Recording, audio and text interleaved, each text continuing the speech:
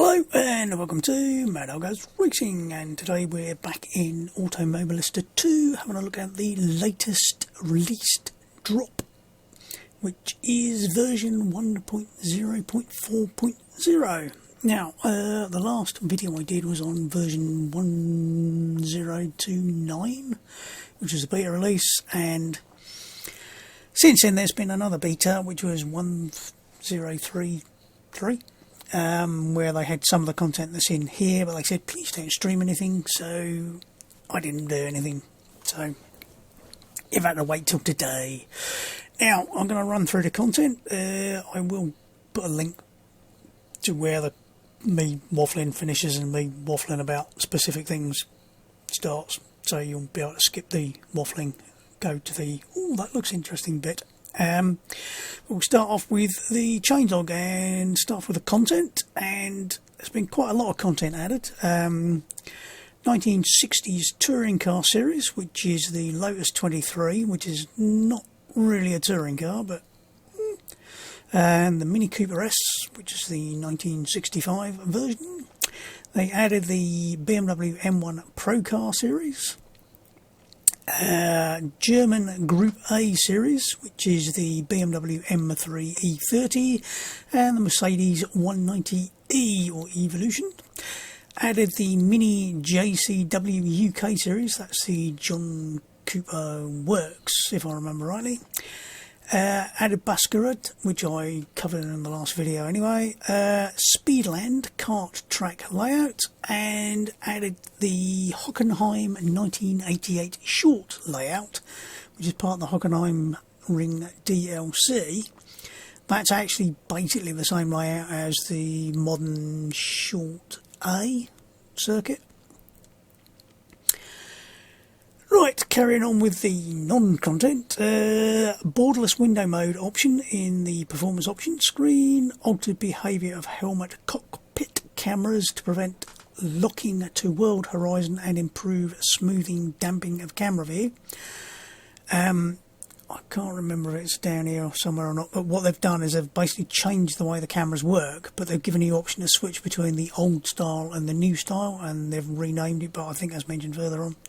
So instead of being called world movement, it's now called head movement. Basically, it gives you a lot more options, because a lot of people are finding themselves getting a little bit seasick or car sick from the cameras and couldn't seem to get rid of it. It won't apply if you're in VR, because it still uses the old system in VR. So if you had a problem in VR, you're probably going to be stuffed. Fixed issue where event date was not correctly set if host changed via track via multiplayer lobby. Get me teeth working again. Added start new championship flow. Added select championship type. Select vehicle stroke livery. Pre-allocate opponents. Added championship specific AI skill stroke aggression settings to championship overview. Can be adjusted mid-season as desired. Fixed clamping of range when validating multiplayer AI difficulty setting on client. Added support to look backwards when pressing both the look left and look right at the same time. Fixed dummy objects unintentionally appearing in reflections at higher settings. I think that was in the 029 update. Player now retains control of steering shifting during pit stops when manual pit stops setting is enabled. Fixed issue when sometimes player control was not restored after an AI controlled pit stop.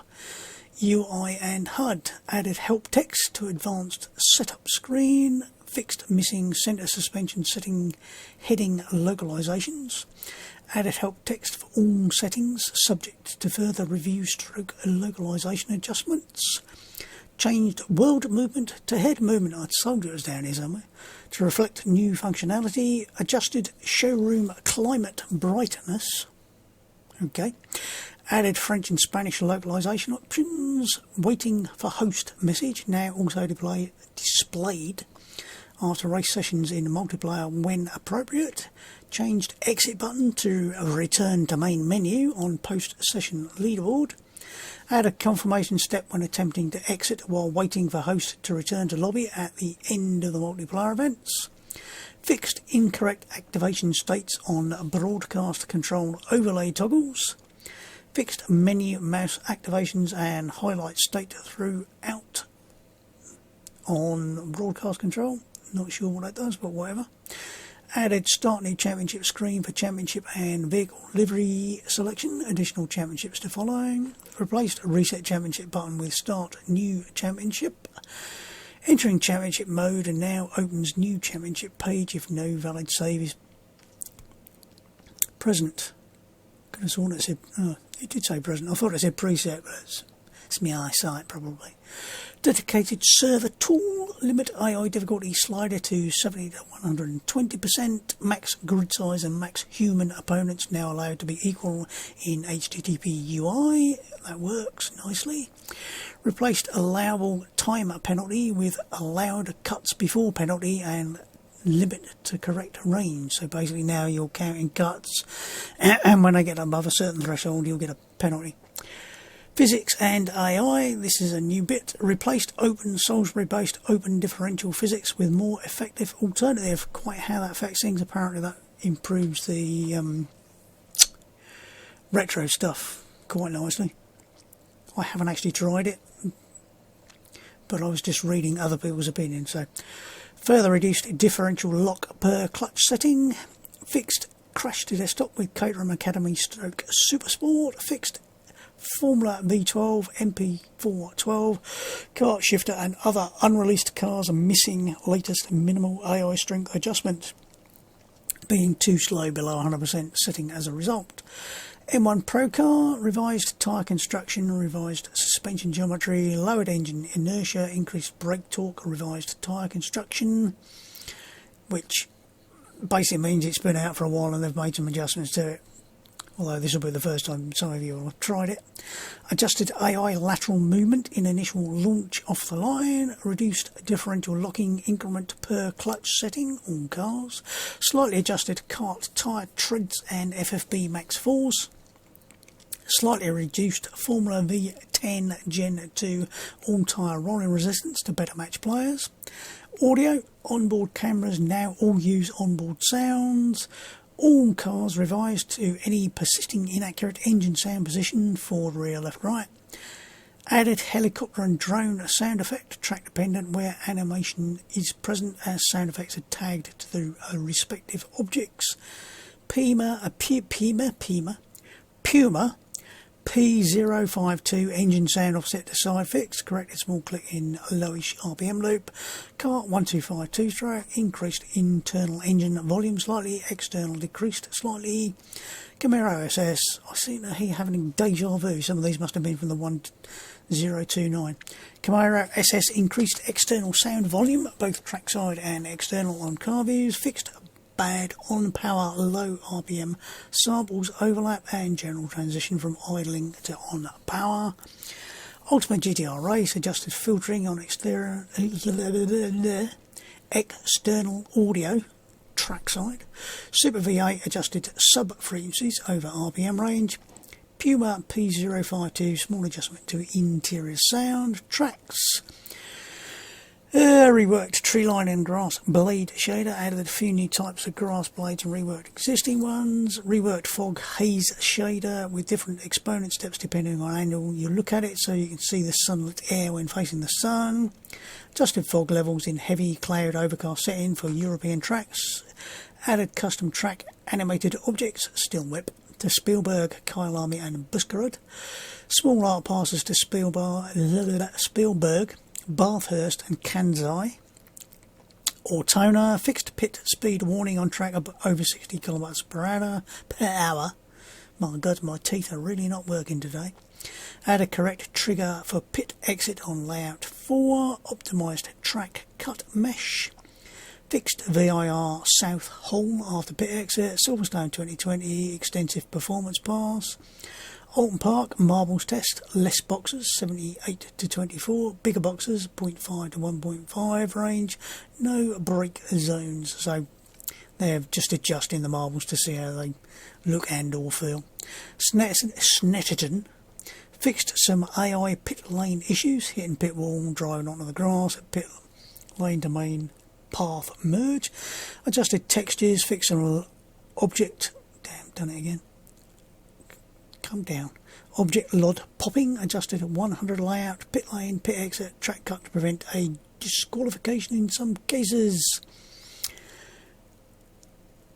Curvature, or Curitiba, I can never pronounce that one right. Minor optimisation and art pass, improved pit lane path merge to main path, remapped garage stroke pit box locations, calibrated dynamic brake marker spacing.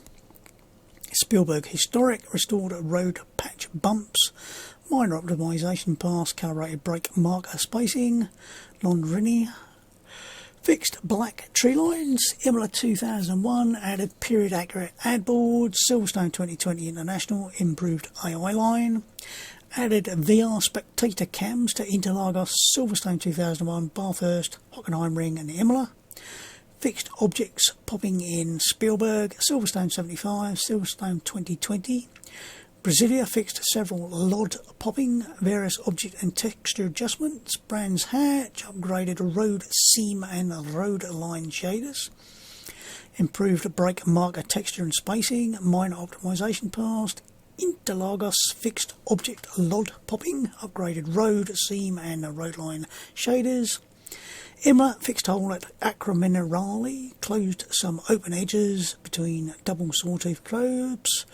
Fixed some grass glitches, calibrated brake marker spacing, upgraded sign placement to latest references, upgrade distance marker to RZ_basic, reworked sign placement based on recent reference video, moved start trigger 5 meter to align with pitfall starting gantry, added garage door collisions, relaxed road noise slightly, minor optimisation pass.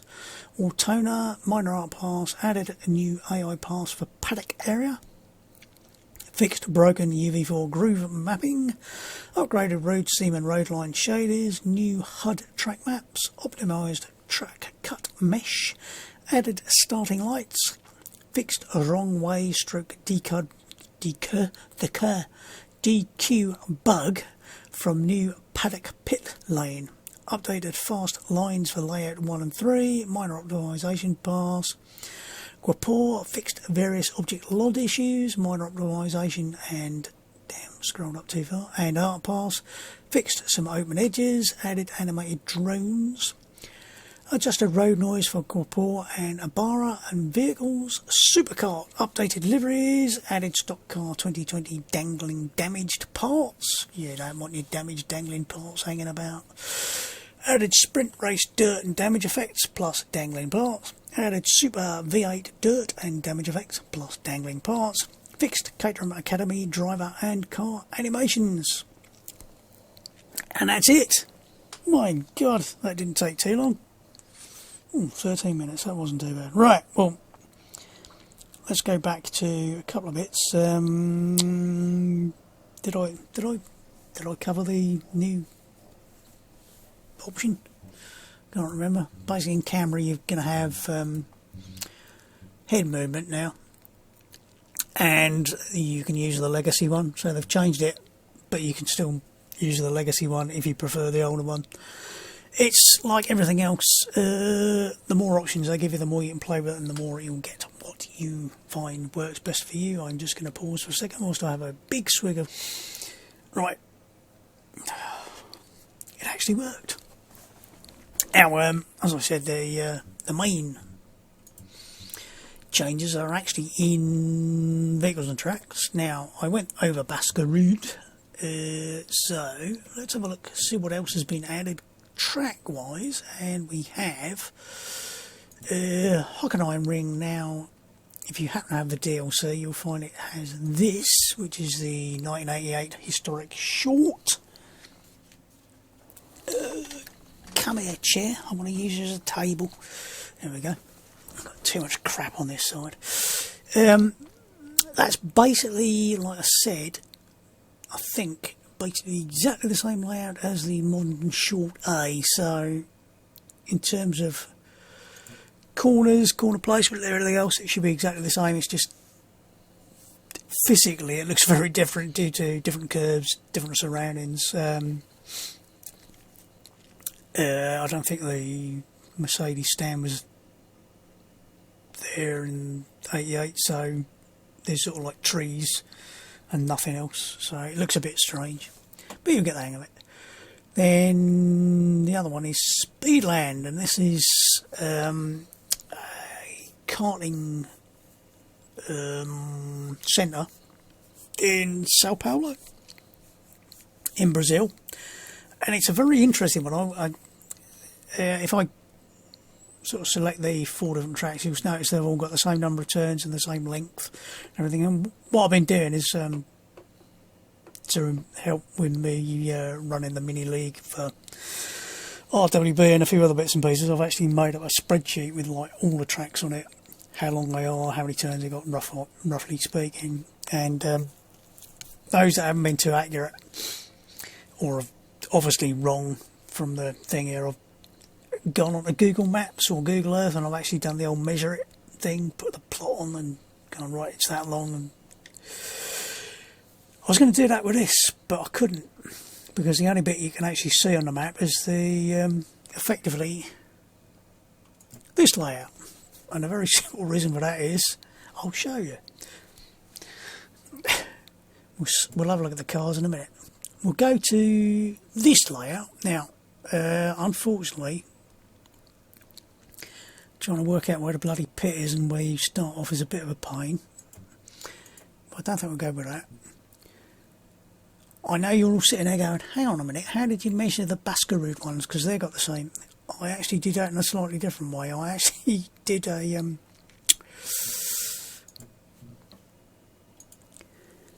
got in a road car and I drove round it multiple times and then checked the odometer on the road car to see how much it changed, and then divided it by how many laps I'd done. Sad but true.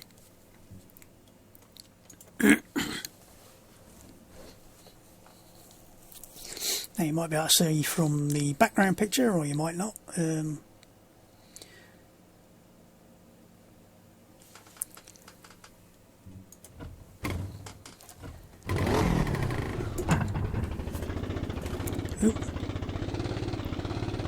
As you can see, we appear to be indoors,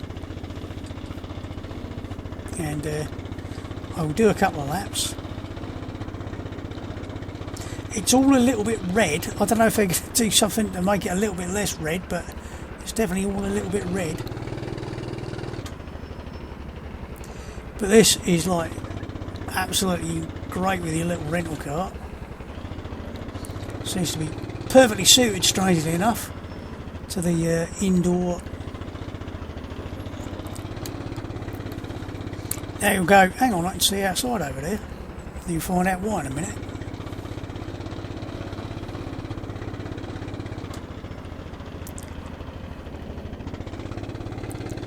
Now, be careful because you'll overshoot, and I think down that way is the pits. You can see a little red and a green marker, so it's I think about 35 to 40 second lap probably in one of these, and you might want to change the gearing a bit on this because it's a little bit. This is I suspect good fun with your mates job. I think it's 14. Is it 14 spaces, something like that? Yep. Bit of Lotus got a little apron so you don't hit things. You see the little red marker in the. Oh, you probably won't be able to see that because my mug will burn away somewhere, won't it? So that's a couple of laps around that circuit. As you can see, it's quite an interesting layout, and we then go to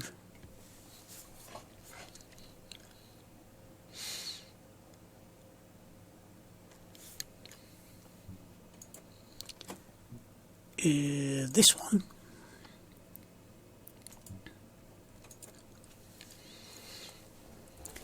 Note where the pit lane is. It's like, that's really confusing because the pits are indoors in exactly the same place, and you have to work your way over to... I hope I'm going the right way here. I did have a couple of laps around here just to make sure I didn't look a complete plonker. And then suddenly you have a starting grid. And you're out in a big wide open world.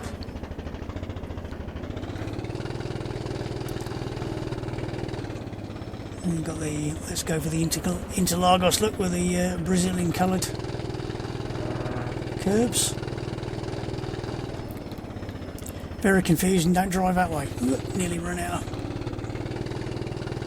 steering lock there.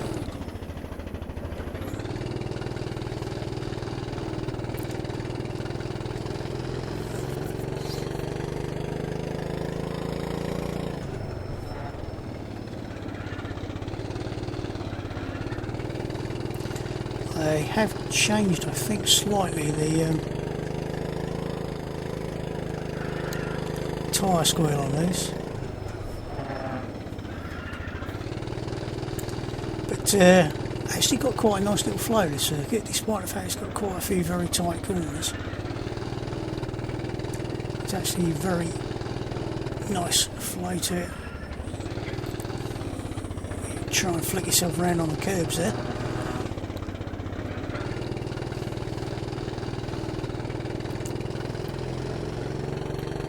But I don't know how many other karting venues there are in the world that are literally a mix of in and outdoor, because this literally is. Two of the tracks are combining the internal and the external circuit, so quite interesting and definitely different. Whoop! Don't let go of your steering wheel in the karts, they're a bit... Oh. Nope, no, wrong button. Wrong button. Didn't want to do that. My God, that's loud. I'll get the right button eventually. How embarrassing. Now, I have to say that's a really interesting karting layout, or centre. And you're thinking, oh, I wish they had something like that over here. We've got indoor karting centres and we've got outdoor ones. I don't know there's any that's mixed.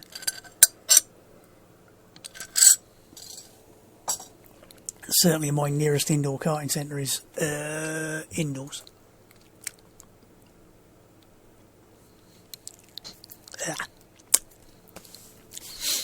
Can't get out the bottom of the kettle. Lovely. Right, now, if we go to... have a look, see what new cars we have to play with. Let's start with, what should we start with? Should we start with those? Or should we start with the really old ones? Can't see them for bloody looking now. Where are they gone?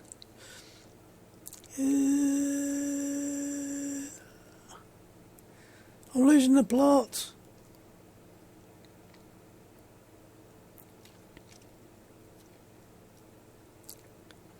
Oh, they're down there, aren't they? God dear. I was thinking that was something else. Right. 1960s touring cars. We're going to start with this one, and we'll go to somewhere slightly more outdoors, and we'll go to the Hockenheimring 1988 short circuit. Now, oh, I meant to have a look in the showroom first. Bugger. Let's go back and show you in the showroom first.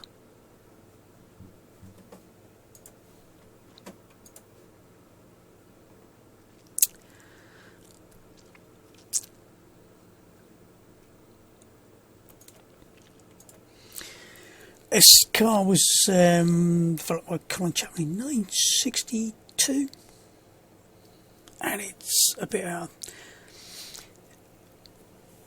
of focus initially. It was designed to have anything from a 750cc up to a 1300cc, something like a Coventry Climax engine in it, or oh dear, that needs sorting out. I thought they'd got all the showroom, so they don't do that. Basically, it did really well in its first couple of races. They tried to run it at Le Mans, believe it or not, with one version with a 750cc engine and one with a 1000cc engine, I think it was. And it failed scrutineering. And one of the things it failed the scrutineering on was, I don't know if you can see, it's quite difficult, but the front wheel is a four stud fixing and the rear wheels are a 6 stud fixing. And what happened was they carried a spare, but the spare was for the 4 stud. So they said you can't have a spare that wouldn't fit on the back and the front. So they came up, they actually made and built and flew over or drove over some 4 stud rear hubs for the meeting, and they still refused to pass it on scrutineering for the very simple fact they turned around and said if you had 6 studs on it, it was probably because it needed it for the engineering. And the chief designer said no, it was just overkill. So basically they refused to run the damn things on the basis of couldn't run a spare wheel, which is slightly silly. Also the screen wasn't big enough and various other things, but they fixed all the other stuff, but they still couldn't race the damn thing. And they ended up, I believe they sold it to the person who won that particular class anyway, without an engine. And he bought it and he was asked to run it with the 4 stud rear things for the remainder of the year or for the following year. And he won several races with it, with the 4 stud, and just to prove a point. Now, this is the 1988 Hockenheimring short layout.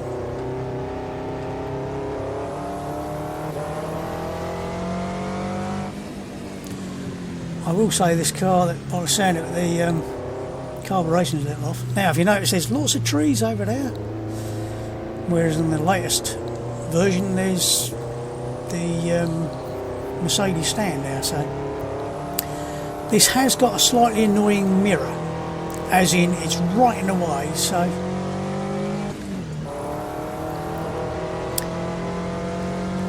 I have to say the circuit does look really nice.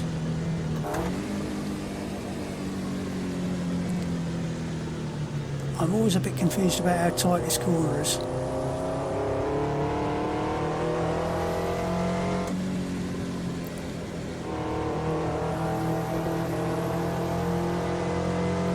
Now, it's nice to see they've added this layout for the 88 version.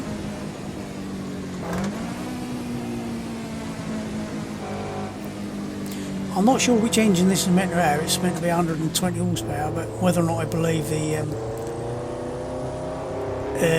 specs that are in it, I don't think I do. Because I think as raced originally with it was around 100 horsepower, so they did hang around for a few years. So let's give it a bit of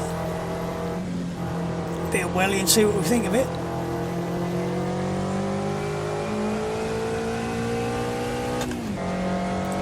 Now the steering's quite light in the middle.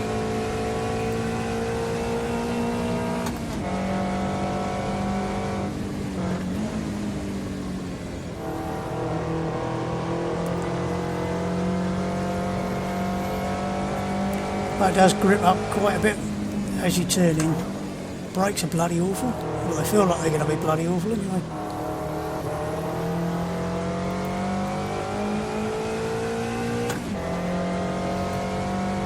Apparently they ran these at some endurance race at the Norge against various Porsches and other things in their first race, and apparently Jim Clark shot into a lead at the end of the first lap. It was pissing with rain. He was leading by 27 seconds, despite the fact most of the rest of the field had 3 to 4 times as much power as this thing. Now I will say I actually drove this last night for a couple of minutes, and I think I've actually made some changes since then, so it actually feels really nice now. It actually feels a lot more positive than it did yesterday, so they've obviously made a few minor changes.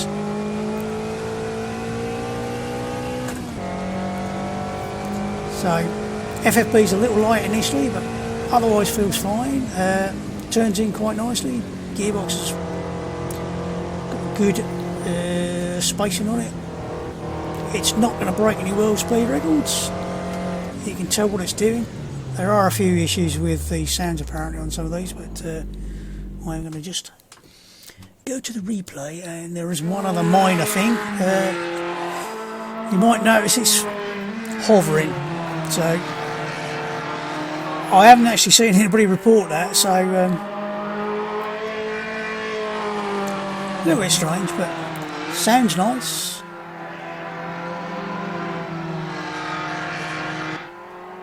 Does look a little strange when it's doing that, so. Plus the, I hope they're going to put a, sorry about that, I hope they're going to put a period helmet on the driver at some point, because modern full face doesn't work for me, really. If you're going to have old style stuff, have it with old style helmets and everything, so.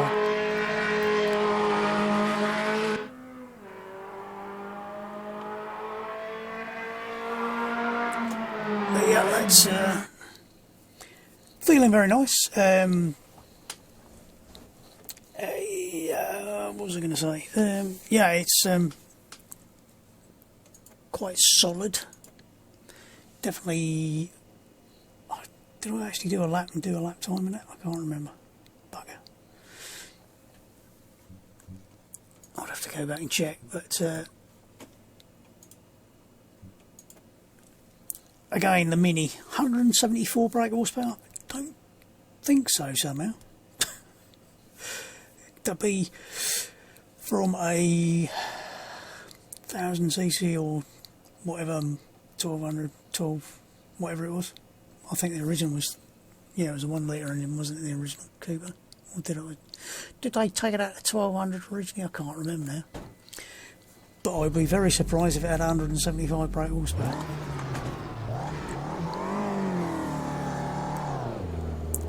Damn, didn't do the showroom again. I'll do the showroom when we're finished.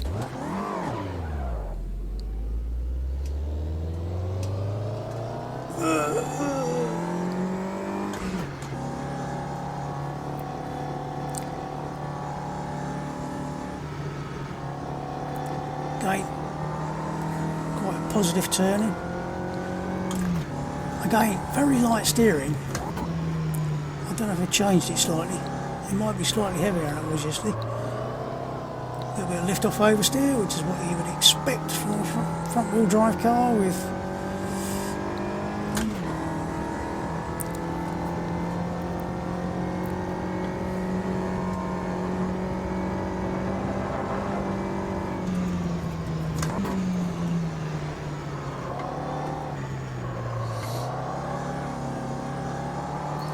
oops, bit of understeer.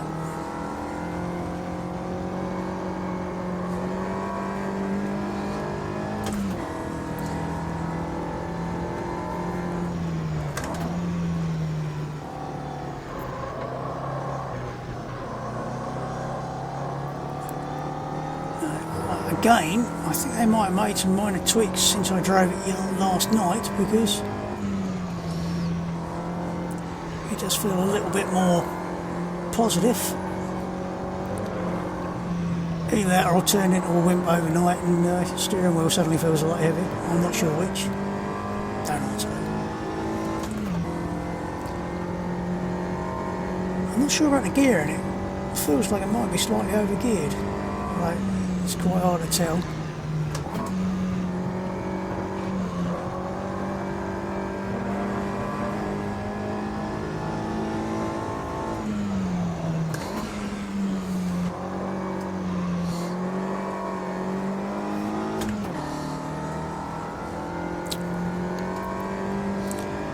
is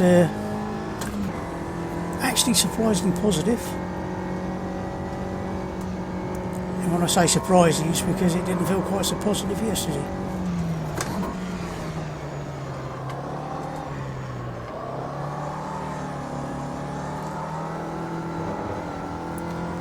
That feels pretty good actually, I have to say.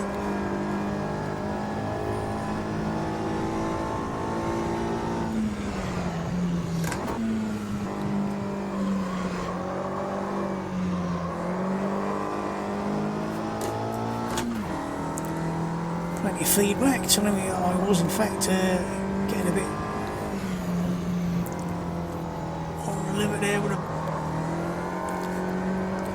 You can actually feel I'm spinning the tyres up there. Oh, nice bit of lift off oversteer as I go around there. As somebody who owned a couple of minis in the past, I can say that doesn't feel too bad at all actually. Let's have a quick.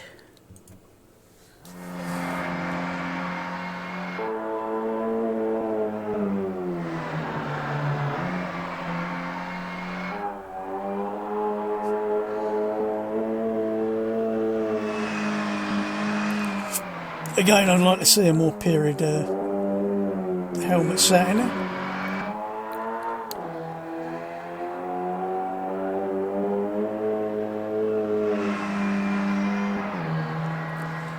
That feels nice and positive, and it feels like it does all the right things that you'd expect. Lift off oversteer, understeers if you give it too much welly coming out the corners.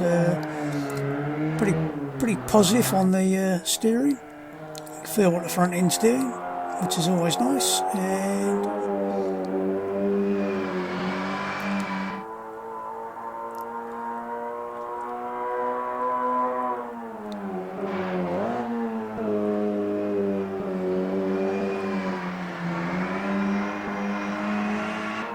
I'm just trying to remember how fast a Mini Clubman would go in third gear, just at about the point the valves were starting to float. It was about 80 miles an hour, I think. So it's probably not a million miles out on its gearing.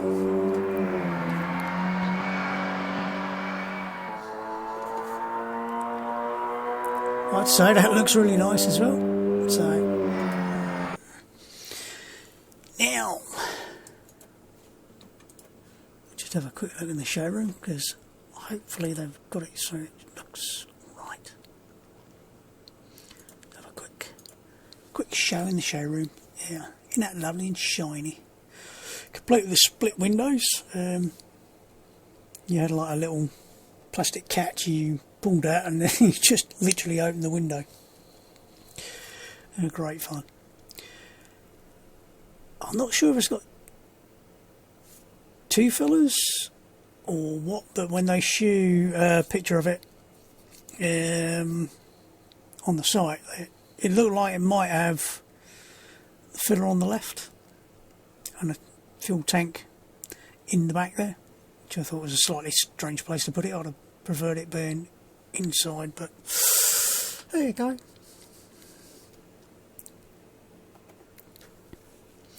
Not sure if that's disc. Nah, be drum brakes all around with it. Disc brakes. Don't be a prat.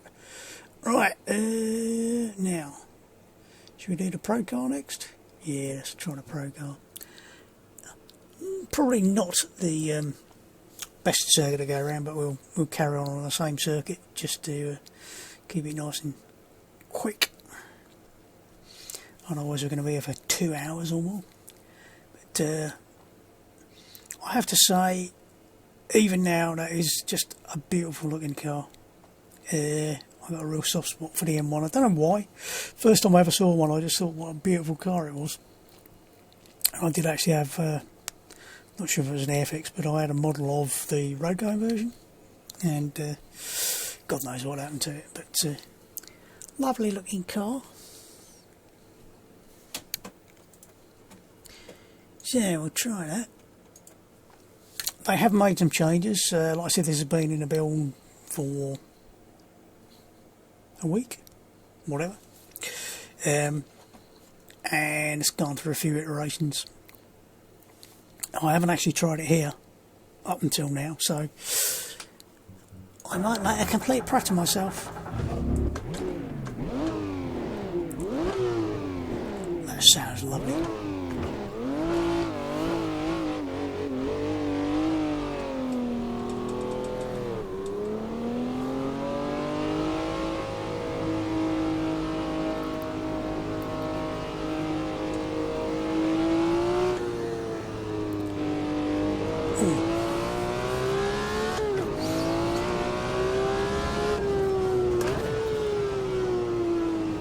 Nice solid feel for the steering.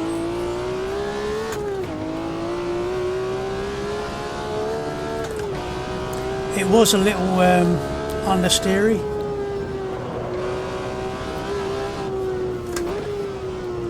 And I think they cured that, and I've run on the grass.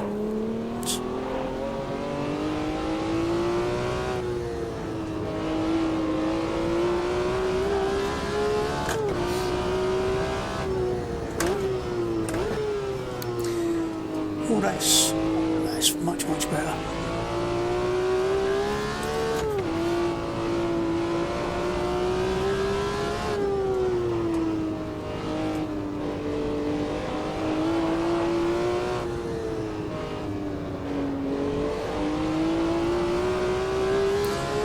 Yeah, initially it was much more understeer on turning, and it was quite easy to get the back end to kick out coming out of the corner, which felt a little bit wrong. But this is much more planter coming out of the corners, gets the power down a lot better. Wow, is that nice and positive on the turning. He says try very hard to turn in on the brakes.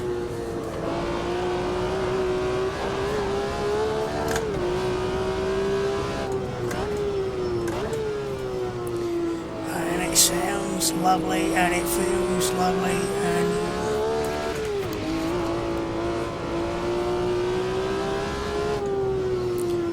I think a bigger circuit with a bit more space to it, open his lungs up a bit, and that's actually a lot better than it was, and it felt pretty good before, so I'll give you the external on that one. Oh.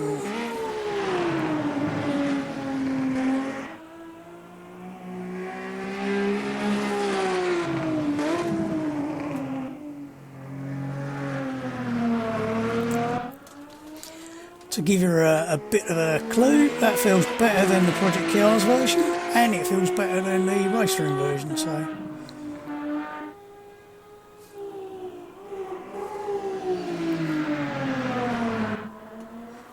I could have done with a couple of laps to get the hang of it before I started, but like I said, I hadn't actually tried it around this circuit. I was running it around the 1991 Silverstone circuit. And it feels a lot more at home there, actually.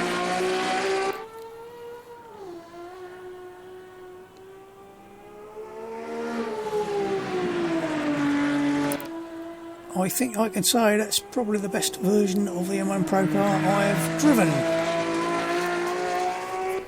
And there's probably more to come with it as well, so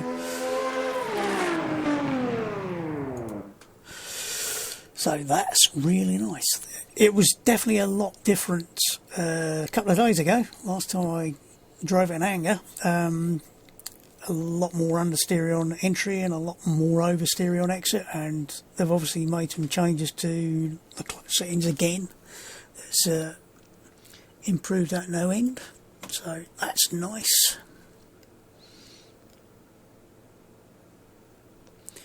And try the two different Group A cars. Oh, bugger. Wrong button. Group A. We'll do the Beamer first. Showroom. Now,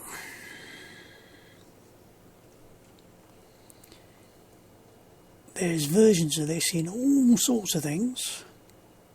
I say versions of this, versions of something around about this period and around about this spec, I should say, I think are in Race Room, Project Cars, Assetto Corsa's probably got one.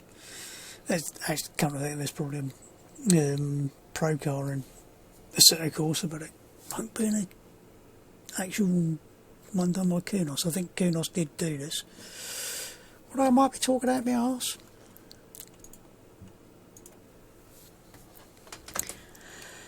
There was somebody mentioning it's got ABS, it shouldn't have ABS, not if it's Group A. As far as I was aware, all of the M3 E30s had ABS, but you learn something new every day.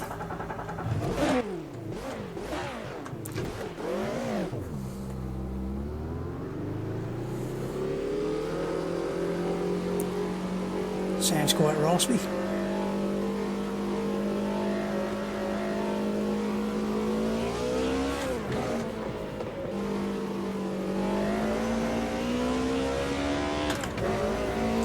Horrendously long gap between third and second. In fact, it feels far too wide. So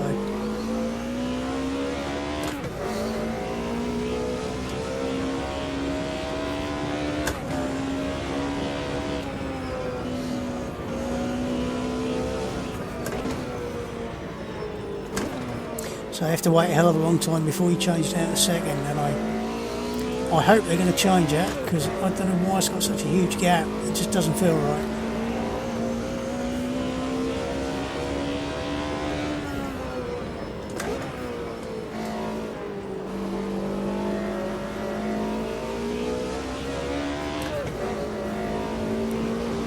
In terms of turning, it's nice and positive.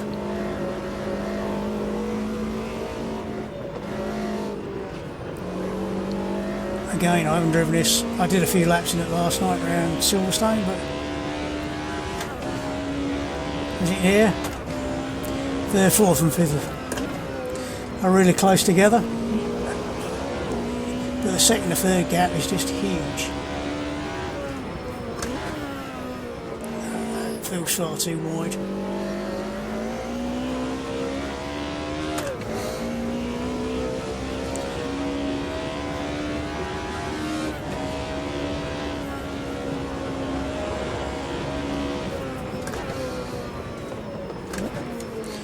I just want to change down to second too early, so I'm really having to temper my enthusiasm a bit. Again, it feels like they have made some adjustments since I drove it last night to a bit early on the downshift there. As long as you can avoid the stupidly early shift down in a second, you should be alright. Feels nicely balanced. You can get it to rotate on the exit corners.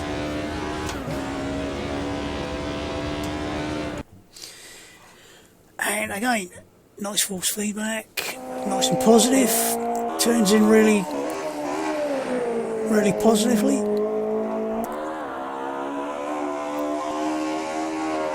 Sounds great. Again, bit of high revving German 4-cylinder engineering.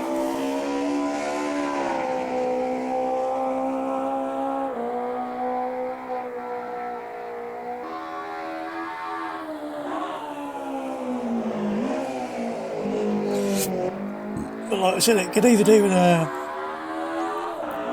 slight respacing of the gears or something, because it just doesn't feel quite right.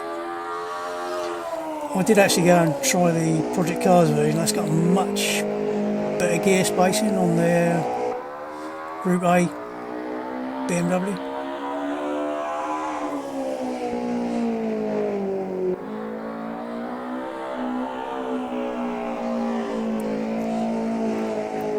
Other than that, this thing feels absolutely great.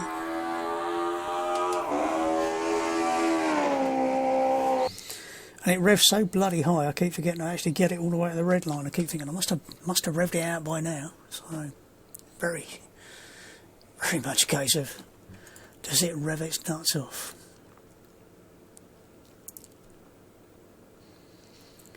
E190, 190. Oh, I was going to go to the showroom and I nearly forgot. Again, great looking car. It definitely, I think these two are definitely iconic touring cars from the sort of late 80s, very early 90s. I remember Willow 25-hour race. I believe that was when they had like the M3 versus the Sierra Sapphire Cosworths, and the Sapphire Cosworth was quick in a straight line, but it didn't go quite so quick around the corner, so there was a really tight scrap for basically a very large proportion of 25 hours. So nice looking car. It looks, I'm never sure if this car's quite as big as it looks, because it looks like it should be bloody enormous. I don't know whether it's because it's quite square at the front or what, but I think it's possibly not quite as big as you think it is.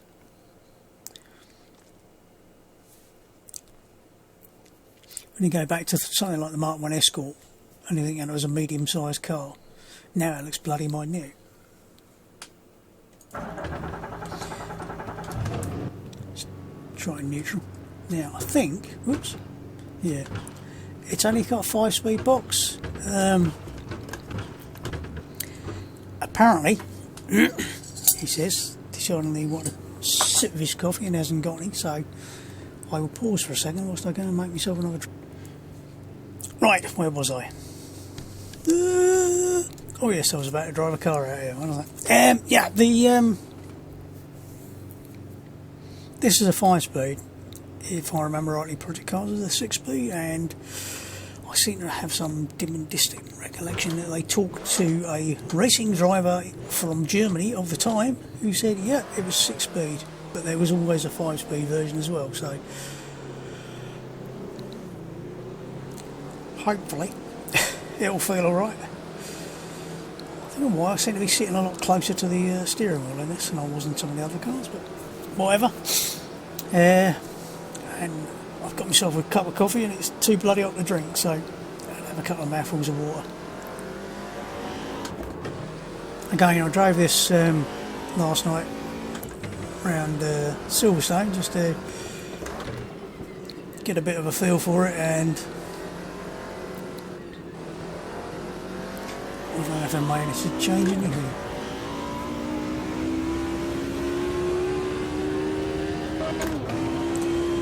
It's got a bit of a funny sound as you hit the rev limiter for some reason. I don't know what that's about, but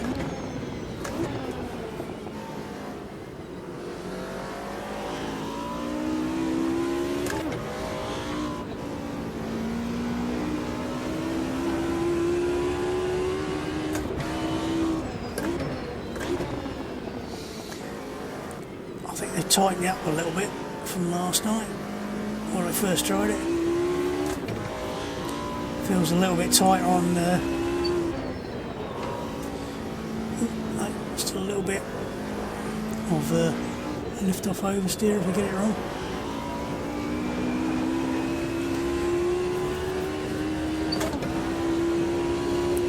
I don't know which car is quicker, whether this is quicker or whether the BMW is quicker. This actually feels like it's got a better space gearbox on it, so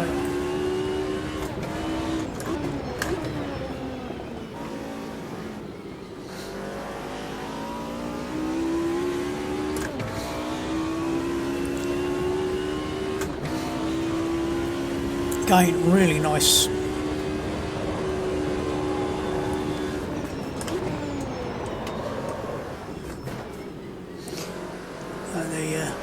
Feels like either the brake bar's a bit far back or it's a little bit too much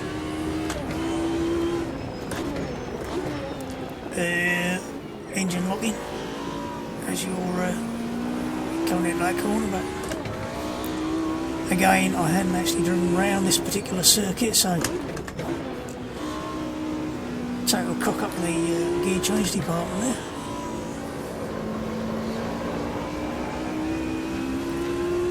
Again, a really nice solid feel to it, great force feedback, and Yes. It's definitely different to drive to the BMW. Feels like it's slightly, maybe a little bit trickier. Around that particular circuit after 2 laps, so it feels a little bit more stable than it did when I tried it yesterday. Again, I only tried a couple of laps in each car around Silverstone, so I've not exactly done 1,000,000 miles in them to test them extensively, but very solid feeling car.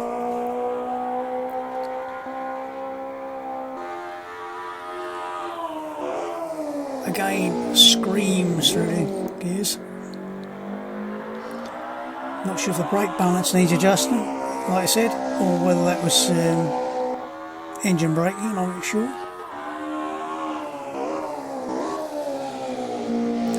If it was engine braking, I could always give it a bit more of a blip on the down changes.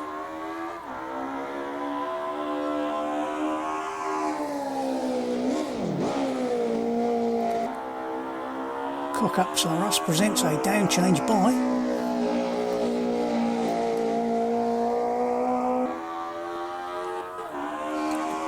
I think this thing revs even harder than the BMW, so yeah, slightly weird sound if you hit the rev limiter. I don't know what that's about. It sort of goes into this squeaky mode, but in terms of how it feels FFB wise, very nice. Not sure if I prefer the BMW in terms of driving or not. I think the slightly iffy second, third gap in the gearing is going to make the BMW a bit of a pain at various points, and this, if it rotates a bit on the downshifts, either through the brake balance or whatever, it could also be a bit of a pain. So, but all in all, really nice. Now, something a bit more modern. Should we go to a modern version of the circuit, or shall we stick with the 1988? We'll stick with 1988. I forgot to go in the showroom, didn't I? Bugger. We'll do that on the way back. I don't know how accurate that is. 300 horsepower sounds about right for the John Cooper Works Mini, and I think this is 5-speed H pattern. Might be 6. Am I about here? 6. You can tell it's an H pattern because I went straight from 1st to 6th, and it went. My hand was nowhere near the lever. That's how you can tell in Project Cars 2 and in this whether or not you've got sequential or H pattern, because it does that, so it must be a sequential.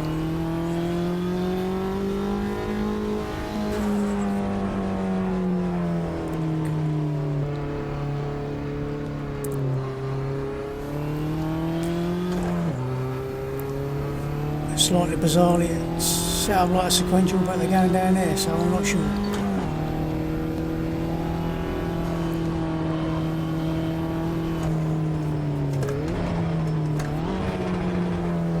Oh, doesn't that sound nice on the over?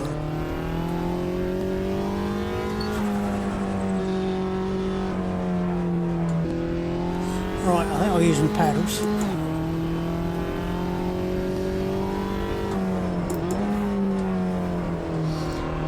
One of the bizarre things about the Madness engine, you leave your gear lever in a gear and use your paddles and it doesn't care. Now, yesterday,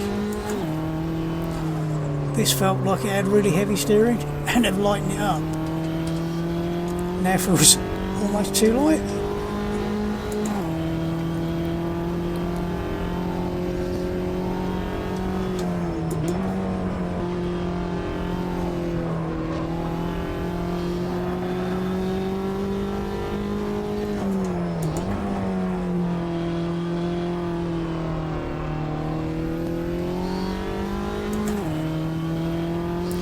Yeah, that's almost too light now. I prefer the slightly heavier feel of how it was last night, but there you go.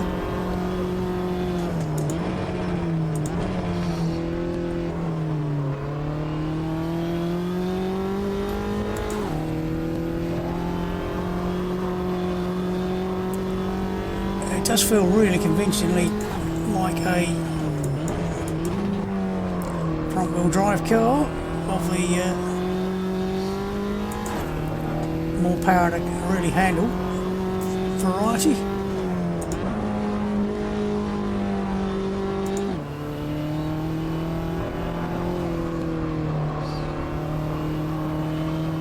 Whoops. Definitely understeers. And we'll do one more lap. You'll probably see that I'm cooking the tyres as well. Quite easily, so you're going to have to be a bit careful with it.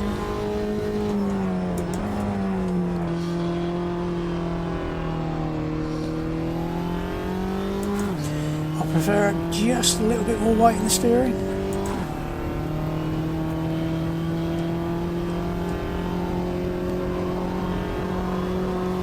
But it's certainly telling me what the front end of the car's doing, so that'll do, certainly.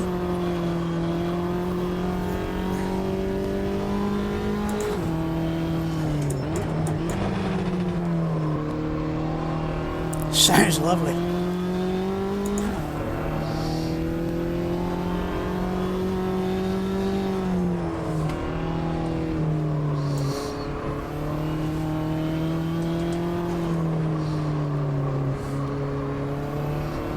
Cook out front tyre.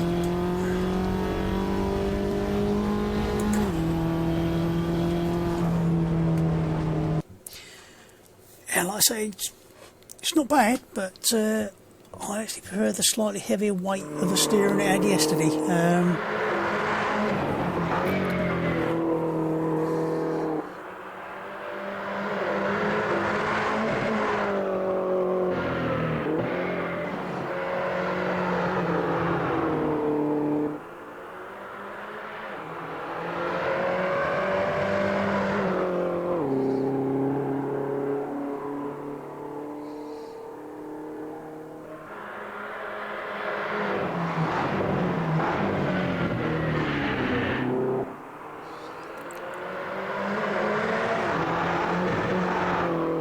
It's like driving a big cart, really.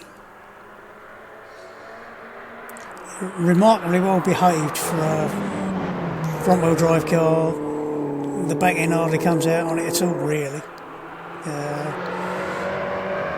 Very little in the way of like lift-off oversteer or anything, but then you know not. It's got a spoiler and the old diffuser on the back, so.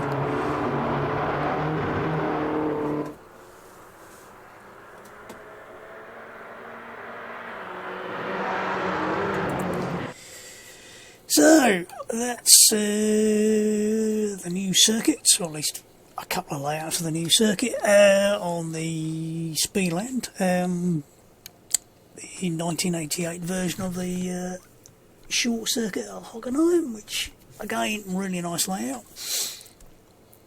And the new cars, all of which are pretty damn good. There are a few minor issues. Maybe you could do a little bit more steering weight on the Lotus. It's a little bit light, and maybe the original Mini could do a little bit more weight. I mean, generally, I don't know. I never actually had a Mini with a proper size Mini steering wheel.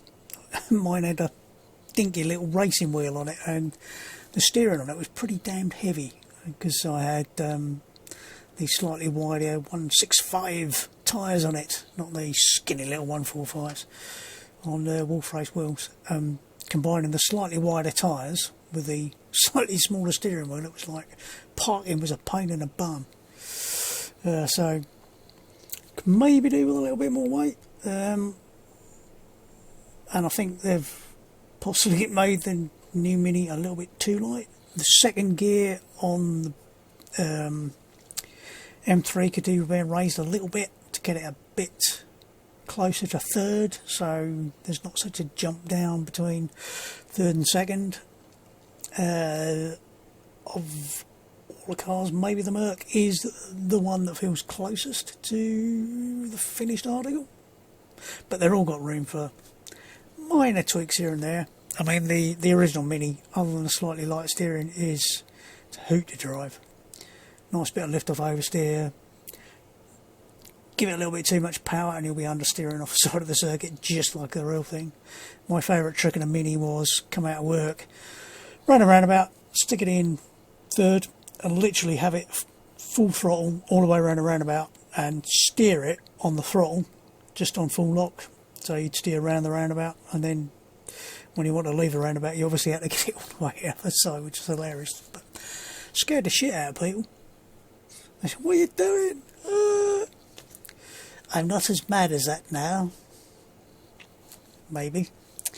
But overall, great improvement. The wobbly camera, hopefully, you'll find either the right combination of either the new settings or the old settings and the right lock to horizon, lock to car that suits you. So there are many fewer people going, oh, I'm going to feel sick after this, because there are people who are having problems, and hopefully that's got rid of most of them. So I've talked now for feels like 15 hours, but it's only an hour and 6 minutes, so feels like forever. I'm just thinking, did I miss anything? Don't think I did. If I did, I'll go back and think about it.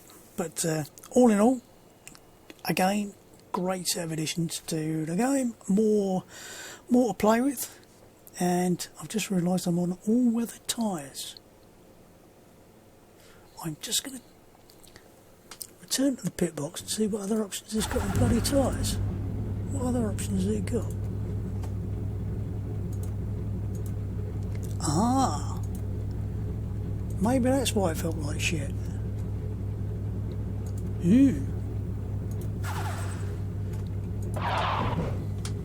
That sounded wrong.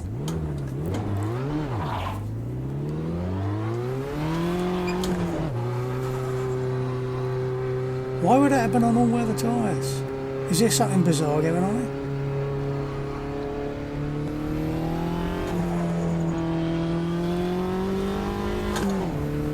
Oh.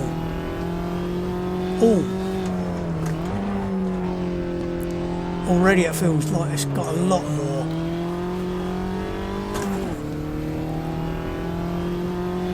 heft in the steering.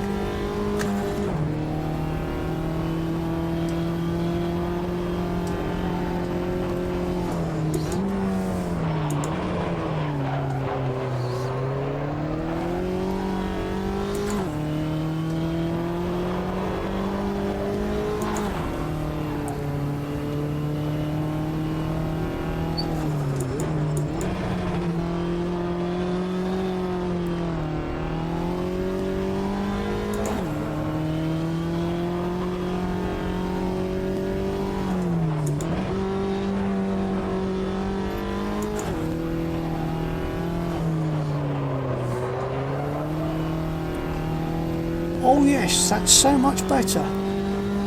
We'll just check to see if we are going to still overheat the left front.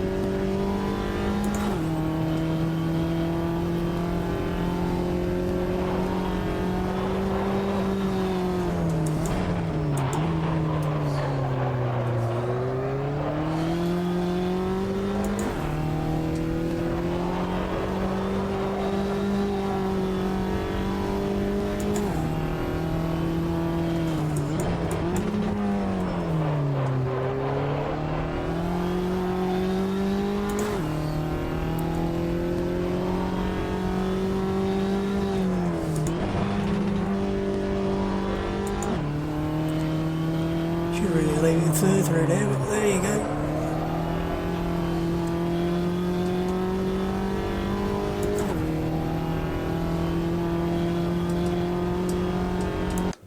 Well, that answers a huge question. That's why they were overheating. It was on the wrong tyres. So, ho-hum. Whether that's because I've got something weird in the way of... Shouldn't have. because they shouldn't have anything at all in there. I'll just do edit, set up, load.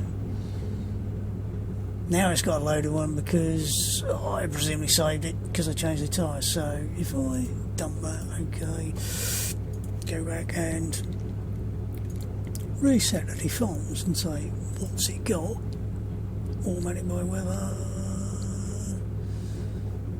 Okay, it's now an automatic by weather. Just reset it once more. See what tyres it's got. All weathers. It's defaulting all weather tyres, so careful people, you'll be on shit tyres if you use the defaults. Go. I will go and report. Other than that, I think that's pretty damn good, that car. So, damn, that was another 5 minutes added to the video. Just when you thought it was safe to go out into the...